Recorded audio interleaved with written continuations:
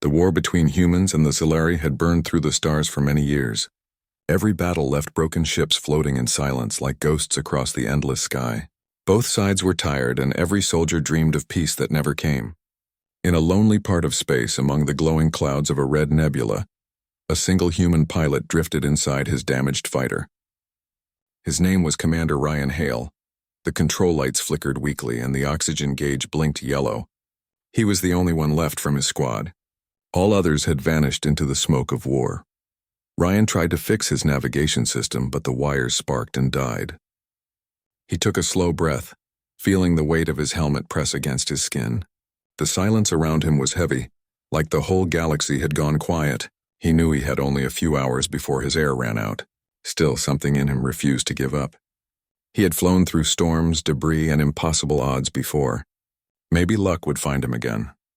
Then a sound came through the static of his radio, soft and broken like a whisper carried by wind. At first he thought it was an echo from his ship, but as he turned the dial he realized it was a distress signal. The voice was faint, trembling, and strange. It was not human. The words were in another language filled with static, but the tone was clear, a call for help. Ryan froze. A distress signal meant someone else was out there, but a Scifi beacon was supposed to be the enemy's. He stared at the radar and saw a tiny signal blinking just beyond the nearest asteroid field. He could ignore it, save his limited power, and wait for a miracle. Yet something in that faint voice felt different. Not a soldier demanding rescue, but a living being afraid to die alone. He set his jaw, pressed a few buttons, and turned his ship toward the signal. The engines coughed, then lit up with weak blue flame. His ship moved slowly between rocks of silver and ice. The broken fragments of battle floated everywhere.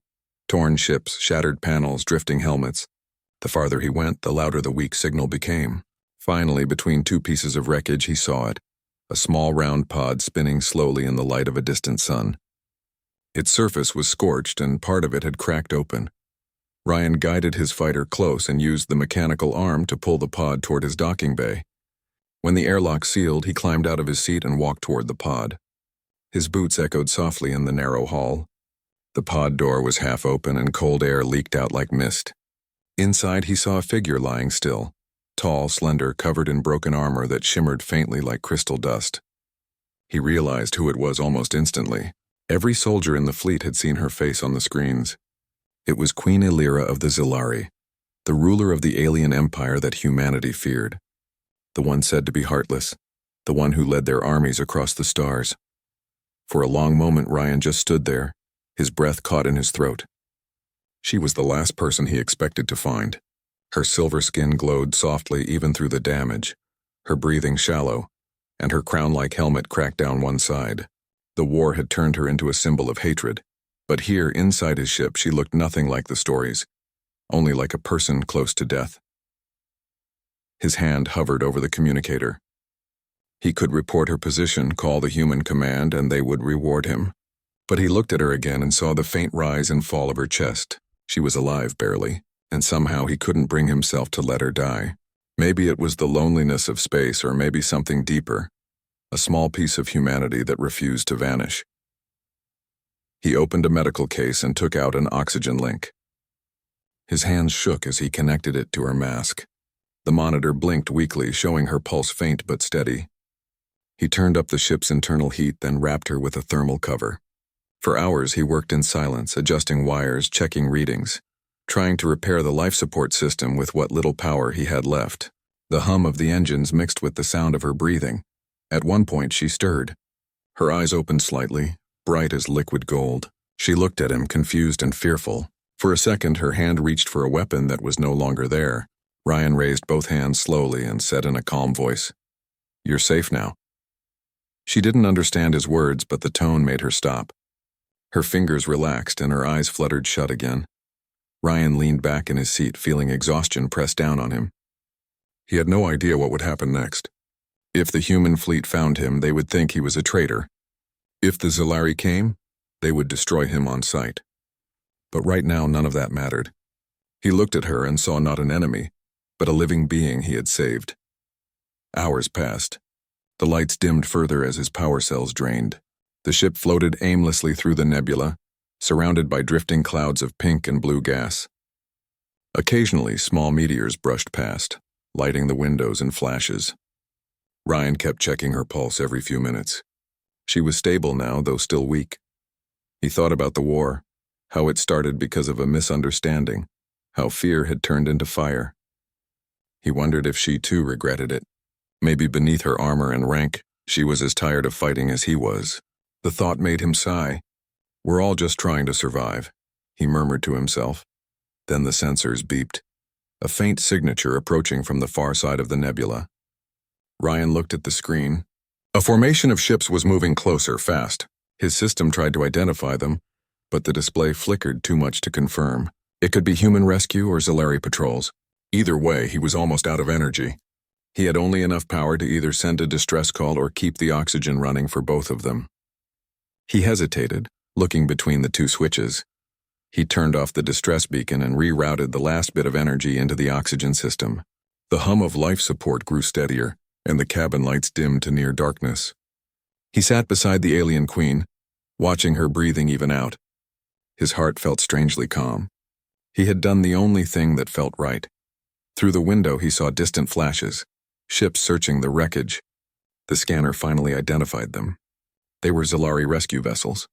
He knew what that meant. If they found his fighter, they would take her home but see him as the enemy who captured her. There was no safe path left for him. Still, he smiled faintly. If they could save her, then his mission was complete. As the ships approached, he reached for the manual release and unlocked her pod from his system.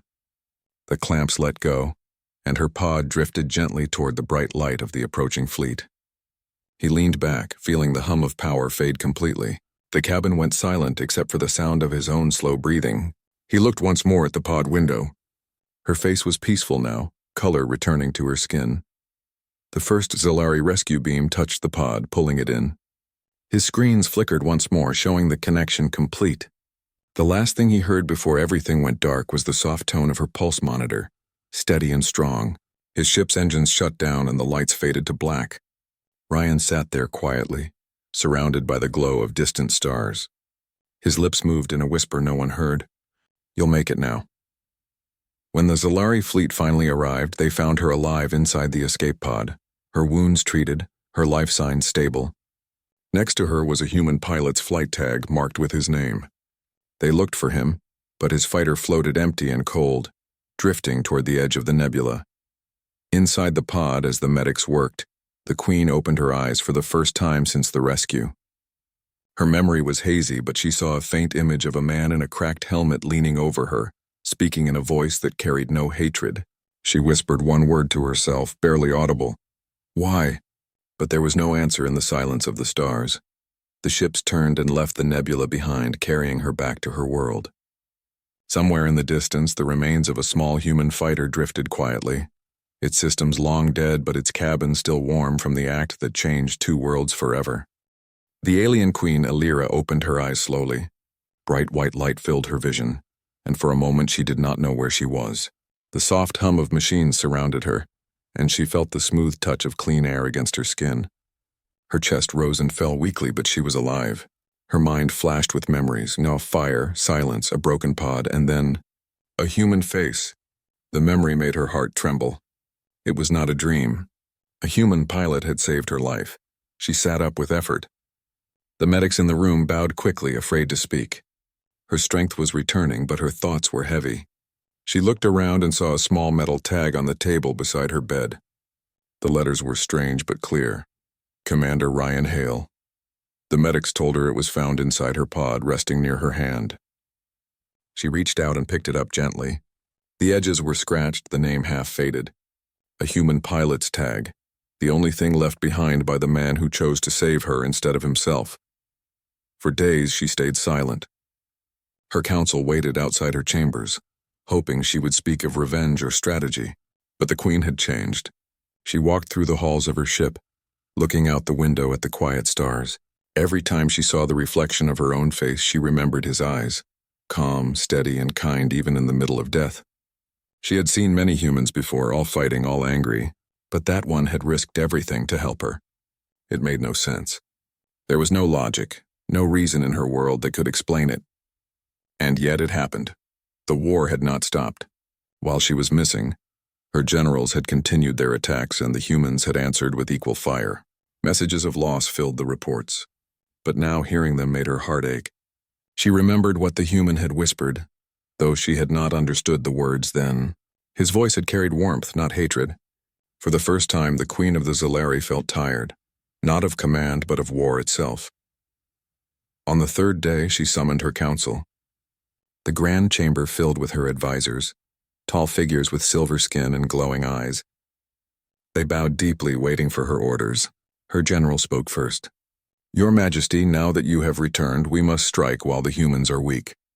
Their fleet is scattered. We can finish them." The room murmured in agreement, but Illyra stood quietly before them, her hand still holding the human's tag. "No," she said softly. The word echoed through the chamber. The generals exchanged uneasy looks. One of them stepped forward and asked, "Your Majesty, what do you mean?" She looked at them one by one and said, "I was saved by a human. He gave his life so that I might live. If one of their kind can show mercy even after all we've done, then perhaps we have been wrong." Her words shocked the room. The generals protested, their voices rising, calling it weakness, a trick by the humans. But she silenced them with a look. Her golden eyes, once cold and fierce, now carried something new: conviction. "He could have left me to die. Instead, he chose kindness. Tell me, my warriors, how many of us would have done the same?" No one answered. The silence stretched long and deep. That day, she made a decision that would change history. She ordered all fleets to hold fire. No attacks, no battles, no retaliation. The humans were confused at first. The sudden quiet across the stars felt like a strange dream. Rumors spread quickly. The alien queen had been saved by a human and something in her heart had changed. The commanders on Earth did not believe it. Some thought it was a trap. But when her transmission arrived, the whole galaxy stopped to listen. Her image appeared across every human in Scifi broadcast, the tall, silver figure standing against the backdrop of her throne room. Her voice was clear and calm. "I have seen the face of your people," she said. "I have seen courage that rises beyond hatred. A human pilot saved my life when I was his enemy. He gave everything expecting nothing. I will not let that act be forgotten. I offer peace not as a queen to a rival, but as one living being to another." The world listened in silence. Even hardened soldiers paused. The war that had lasted for years suddenly felt small in the light of those words. In her hands she held the human's tag.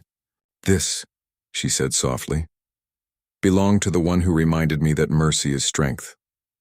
And then she bowed her head, a gesture of respect never before shown by her kind. On Earth, leaders gathered in disbelief. Some were cautious, others were moved. One general said quietly, "Maybe this is what he died for." Slowly, a message of peace was sent back. For the first time in years, both sides agreed to meet, not on a battlefield, but on a neutral station between their worlds. Months passed. The war was officially declared over. The neutral zone, once filled with debris, became the site of a great construction. A massive space station built together by both humans and Scifi. They named it Haven Star. It was meant to remind everyone of the day the war ended and of the man who made it possible. On the first day of completion, a ceremony was held. Thousands gathered from both races. The station floated in silence as the queen arrived. She wore simple silver robes, her crown left behind. In her hands she carried the human's tag. When she reached the memorial platform, she placed it beneath a single crystal flower that glowed softly in the air. The crowd watched in silence as she spoke. "He was one life among billions, but he changed two worlds. Commander Ryan Hale showed me that peace is not made by power, but by choice. I honor him today and always." Her words echoed through the hall, touching even those who had lost everything in the war. From that day on, the two civilizations began to rebuild. Human engineers taught Scifi builders about new materials, while the Scifi shared their energy technology with humans. The barriers slowly faded. On the walls of Haven Star, an emblem was placed, a human hand reaching toward an alien star. It became the mark of unity, painted on every ship that carried supplies across the new alliance. They called the first joint fleet Unity 01, named after the pilot's call sign. Years passed and the story of Ryan Hale became legend. Children learned about him in schools, and songs were written in his memory. The queen often visited the memorial alone. Sometimes she would sit near the window, looking out at the stars, wondering where his spirit had gone. She never forgot his voice, his calm eyes, or the way he had looked at her without fear. To her, he was not just a human. He was a bridge between two worlds. One evening, as she sat alone in the quiet observatory of the station, an engineer approached her. He bowed and said gently, "Your Majesty, we found something near the old nebula where you were rescued." She turned, surprised. The man handed her a small device, old, cracked, but still faintly glowing. It was a distress signal buried in an asteroid. "It carries a message, human frequency." Her hands trembled as she took it. The technician activated the device and a faint, broken voice filled the air. "If she's alive, it was worth it." Her breath caught. It was him. The sound was weak, distorted by time, but unmistakably human. For a moment she could not speak. Her golden eyes shimmered with tears that caught the light. Everyone in the room stood silent. She closed her eyes and whispered, "Then let the galaxy remember you." From that moment, she made it her mission to protect the peace he died for. She declared that every ship of the new alliance would carry his words engraved on their hull. If she's alive, it was worth it. His message became a promise between their species, a reminder that even in the darkest void, kindness can change the stars themselves. And somewhere in the deep silence of the universe, the faint echo of his signal continued to travel, a human voice carrying across the endless night, reminding all who heard it that mercy is the strongest force of all.